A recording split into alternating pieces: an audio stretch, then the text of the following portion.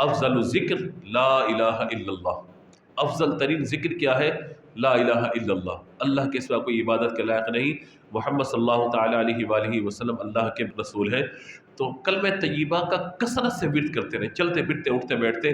اس کی برکت یہ ہوگی کہ جب بندہ دنیا سے جانے کا اس کا وقت آئے گا، اللہ تبارک و تعالیٰ اس کی زبان پر اس مشکل عالم میں کلمہ طیبہ کو جاری فرما دے گا۔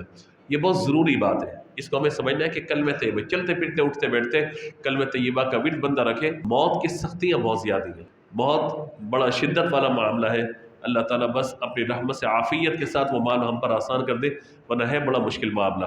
تو فرمائے کہ جب بندہ مومن کی روح نکالی جا رہی ہوتی ہے نا، اس کی کیفیت یہ ہوتی ہے، اگر وہ گناہ گار ہے تو اس کی مثال دی گئی ہے کہ ریشم کا کپڑا ہو اور خاردار کانٹے ہوں، جھاڑیاں ہوں، اس میں اس کپڑے کو لپیٹ دیا جائے، اور پھر طاقت سے پکڑنے والا کپڑے کو پکڑے، ادھر سے کانٹے کو کھینچے والا کھینچے۔ تو فرمایا جس طریقے سے وہ ریزہ ریزہ کپڑا ہو جاتا ہے، اس سے زیادہ سختی ہے جب روح جسم سے نکلتی ہے۔ یہاں فرمایا گیا کہ تلواروں سے کاٹنے سے زیادہ اذیت ہے موت کے وقت روح کے نکلنے میں۔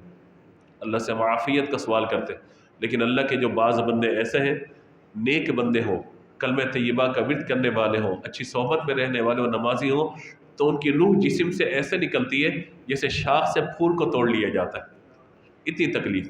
یا بیان فرمایا گیا کہ یہ سب پھول سے خوشبو نکل جاتی ہے، پھول ہے خوشبو نکل گئی، پتہ ہی لگا نکل گئی، یا آٹے میں سے گویا کہ بال کو نکال لیا گیا۔ اس طریقے سے اللہ تبارک و تعالیٰ ان کی روح کو قبض فرما لیتا ہے۔ آپ نے دیکھا ہوگا نا کہ اگر آپ اتنا بالکل صحیح بیٹھے بات کرتے ایک دم سے یوں ہوا اور انتقال ہو گیا، پتہ ہی نہیں چلا، بالکل صحیح سلامت ہے، بیٹھے بیٹھے بس پانی پہ تھوڑی دیر میں انتقال ہو گیا ان کا۔ تو یہ گویا کہ اللہ تبارک و تعالیٰ موت ان پر آسان کر دیتا ہے۔ بعض اوقات یوں بھی احادیث میں بیان فرمایا گیا کہ بندہ مومن کے کچھ گناہ اگر باقی ہوتے ہیں، اللہ موت سے قبل اس کو کسی بیماری میں مبتلا فرما دیتا ہے، تو اس بیماری میں جب بندہ صبر کرتا ہے، اللہ تعالیٰ اس کی برکت سے اس کے گناہوں کو معاف فرما دیتا ہے۔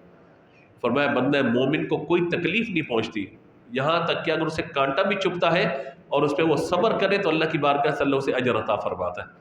تو اللہ تعالیٰ سے ہمیشہ دعا کیا کہ اللہ تعالیٰ ہمیں ایمان اور عافیت کی موت عطا فرمائے۔